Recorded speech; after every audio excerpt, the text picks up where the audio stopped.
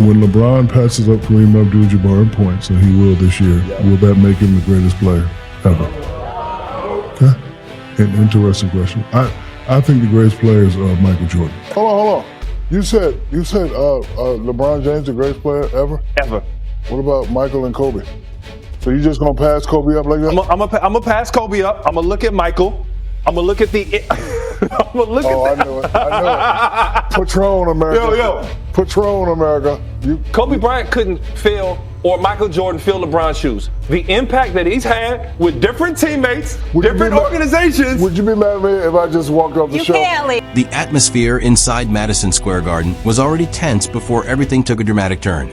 The Lakers had just suffered a disappointing 112-100 loss to the Knicks. At first, it seemed like another frustrating defeat, but once the final buzzer sounded, the spotlight quickly shifted.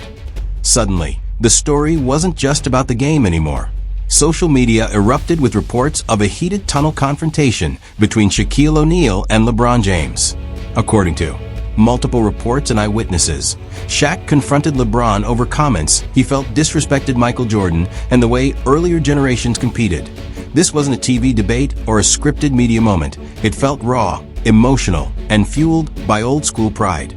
People at the arena claimed Shaq waited near the tunnel and stopped LeBron as they crossed paths. Whether every detail unfolded exactly that way remains uncertain, but the story spread instantly because it reignited one of basketball's biggest debates: old school versus new school. The tension had been building for days. During a recent podcast appearance, LeBron explained how today's NBA places far greater physical demands on players. He said calf injuries have become more common because of the league's faster pace, constant movement, and non-stop sprinting. He even compared modern calf injuries to the high ankle sprains that were once considered among the toughest injuries to recover from. The clip quickly went viral across sports media, podcasts, and social platforms, giving former players plenty to weigh in on. And that's exactly why this story became far bigger than a single interview. I'm going to say one thing to you, Max. I don't know the numbers like you do. Michael Jordan is what in the finals? 6 and what? Oh. And what is LeBron in the finals? That's all I got to say. Shaq, how many games? This was never just about one comment. It's about legacy, history, and two NBA legends who represent completely different eras and philosophies. That's why the emotions escalated so quickly. For Shaq, the issue isn't podcasts, social media, or players discussing injuries. It's what those comments seem to imply. He believes they can downplay the physical battles that defined earlier generations: the hard fouls, flying elbows, constant trash talk, and relentless. Physicality weren't just part of the game. They were how respect was earned. To Shaq, Michael Jordan represents far more than titles or statistics. He symbolizes a level of competitiveness that broke opponents mentally before the final buzzer.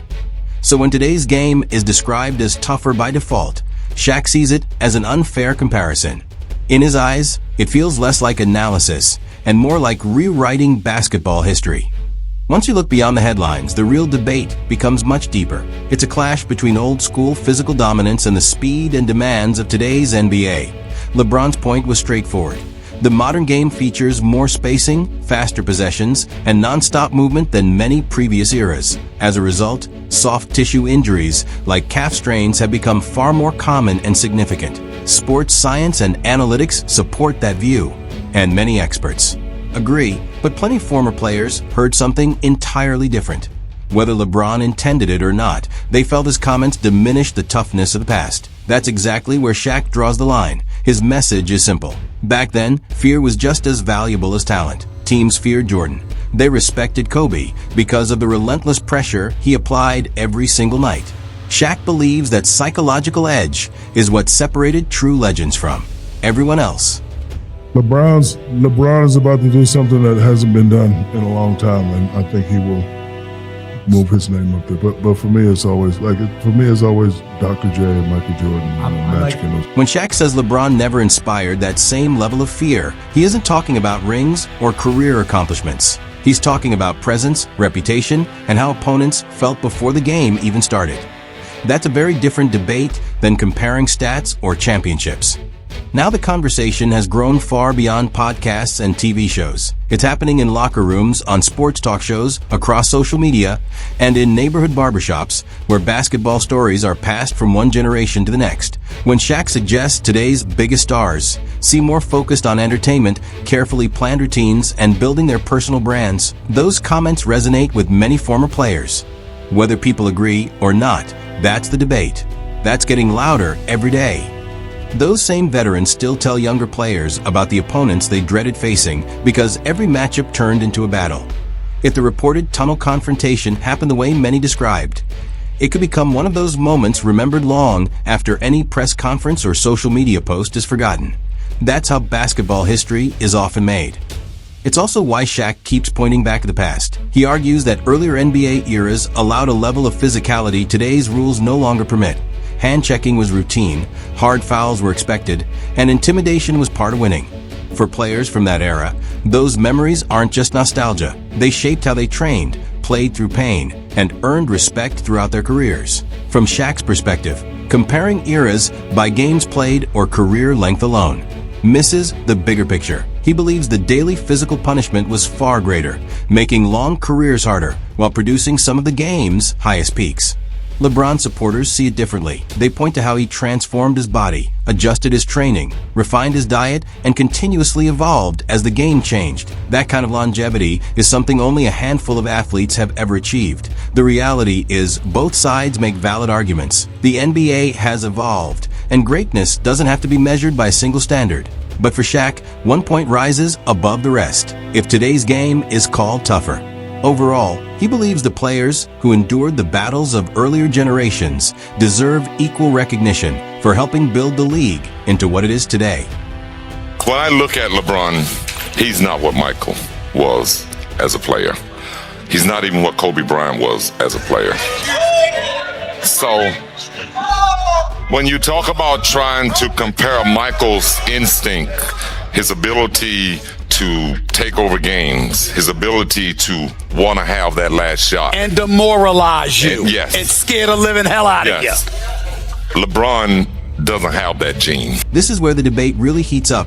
Younger fans often judge greatness by highlights and popularity, while former players value competitiveness and the fear a player created. Shaq believes branding should never outweigh what happens on the court. He isn't questioning today's work ethic. He's talking about mindset. To him, legends like Jordan and Kobe intimidated opponents before the game even began. And that's a quality statistics can't measure. Whether people agree or not, the conversation has shifted from numbers to legacy, presence, and respect. That's why the reported tunnel exchange drew so much attention.